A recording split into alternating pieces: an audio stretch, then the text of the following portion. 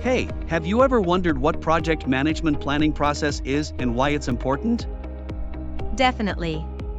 Project management planning process is the process of defining, preparing, and coordinating all the project activities from start to finish.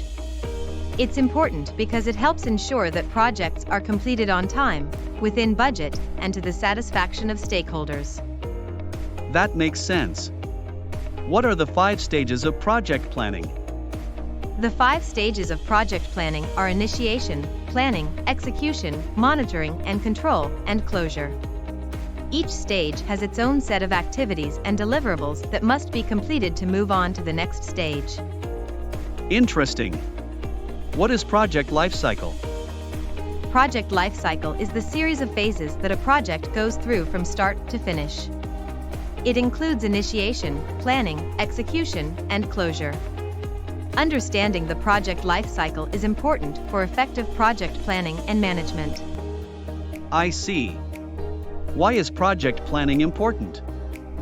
Project planning is important because it helps ensure that projects are completed on time, within budget, and to the satisfaction of stakeholders.